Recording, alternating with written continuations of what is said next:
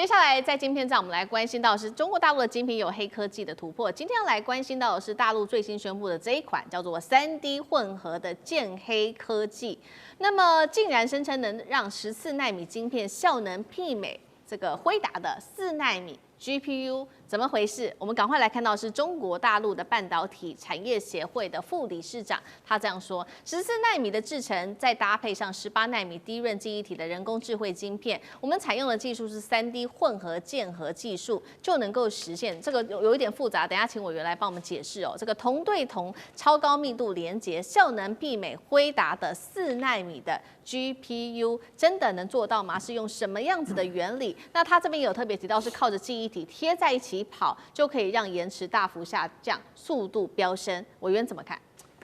对，这其实是封装技术的一种大幅度的提升哦。就是大家现在看到的那个晶圆的产业，其实它是一条产业链嘛哦。你说台积电，它把晶圆做出来了之后，不是这样就拿去用啊，不是这样就能够拿去做组装了。它要送到封测厂去测试，然后去封装，这就叫做所谓的封装。什么叫封装？就是因为你一个电子元件哦，你里头包含了非常多的晶片，那不同的功能你就有放不同的晶片在里头，可是你把晶片堆叠在一起的关键问题来了，你晶片堆叠的时候你要怎么堆叠？你要怎么样的堆叠才能够让效能提到最高？那过去在堆叠的过程当中，它中间是有一个要键合的时候，它会用，比如用那个锡啊来做焊接的这个动作。所以呢，在过去的这个堆叠的过程里头呢，它往往如果堆叠的不够紧密，那么你中间就会产生在能量传递过程当中的消耗，然后你中间在这个速度上也会受到延迟。所以在这个过程当中，所谓的这个 hybrid bonding 哦，就是我们现在在讲的叫混合链合哦，就混合链合这个。混合键合这个工作，它其实做的就是什么呢？它可以跟你精密的做到，我晶片跟晶片在对接的时候呢，我铜对铜，然后呢，我非传导的地方对非传导的地方，所以呢，我在传递的过程当中，我晶片跟晶片之间的这个空隙可以压到最小。那我压到最小的时候呢，我传递的耗能就会降低，然后我的速度就会变快。是，所以现在我们看到中国大陆讲的这个所谓的黑科技，就是现在。在封装的测试的行业里头，大家都在做的，就叫做我刚刚讲的叫做这个 hybrid bonding 哦，就是所谓的叫混合的这个链合哦，或者混合的键合。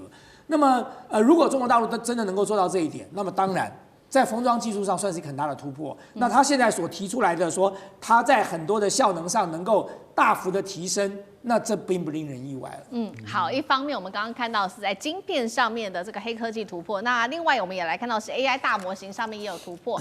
两个，一个是 DeepSeek 的 V3.2，那另外一个是它有一个 Special， 就是特殊款。我们先来看第一个，这个 DeepSeek 的 V3.2， 主攻的是推理跟日常任务。至于 Special 版，它就是听起来就是往这比较高性能的版本去发展。官方说了，这个性能甚至可以超过 GPT-5 跟 Gemini 3.0 Pro， 那它厉害的地方是它有这个 DSA 稀疏注意力架构，简单来说就是可以大幅减轻 AI 处理长文件啊、复杂任务所需要的运算，而且成本直接砍70%，真的能做得到吗 ？DeepSeek 能够硬碰 GPT-5 跟 Gemini 3 Pro 吗？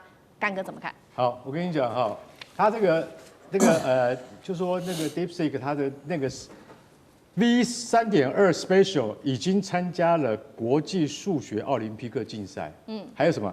还有那个国际大学生城市设计竞赛，你知道吗？他们就说它的模型表现哈，专家结果分析出它的表现可以从人类的学生从第1到第10名里面，这个 Special 它已经拿到第2名跟第10名这2个名次了，也就是说已经跟人脑在拼了。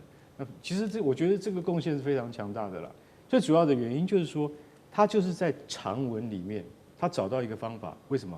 就是 DSA 它用很低的成本，它先扫描索引，它扫描索引之后，你知道我们在建立模型的时候，很多比如不管是 ChatGPT 或者是 OpenAI 也好，对不对？他们会整个去看啊，所以当然它模型会大嘛。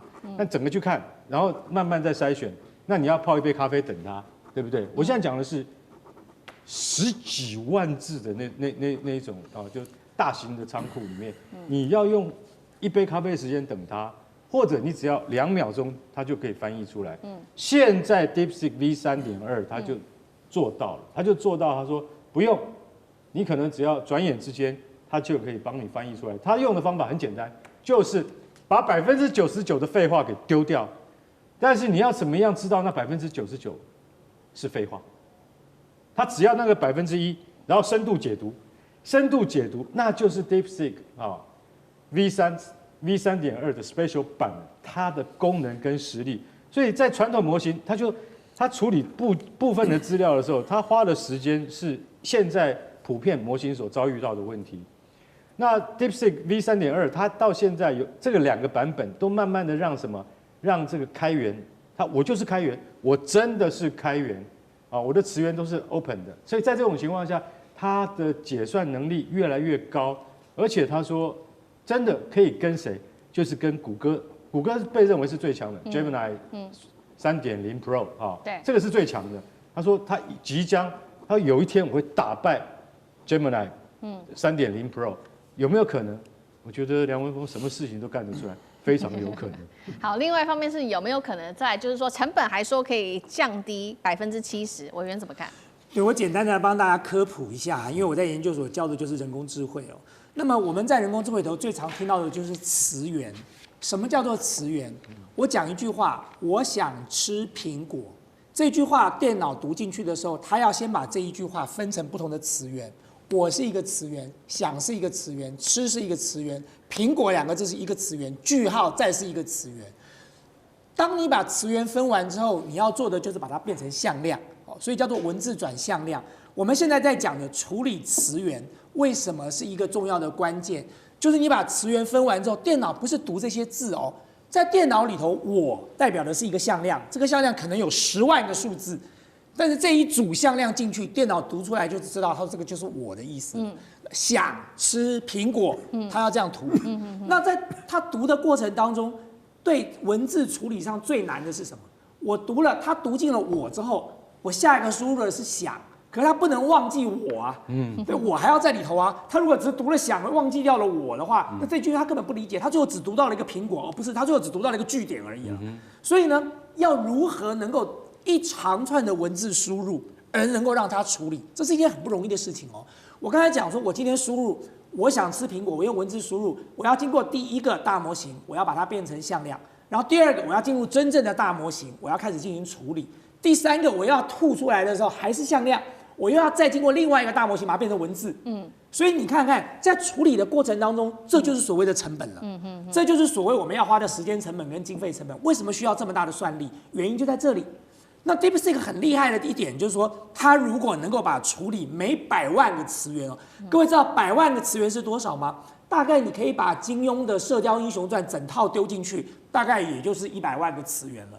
那么它处理的这个费用可以大幅的降低。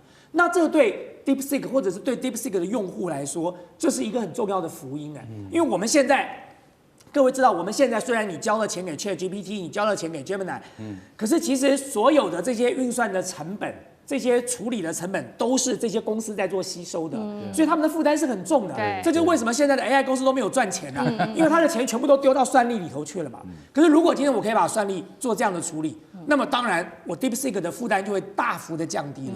那 DeepSeek 是怎么做到这一点的？靠着演算法，这才是它厉害的地方哦。就 DeepSeek 它一直号称说，它要用软体的突破这个硬体的封锁，而 DeepSeek 真的做到了。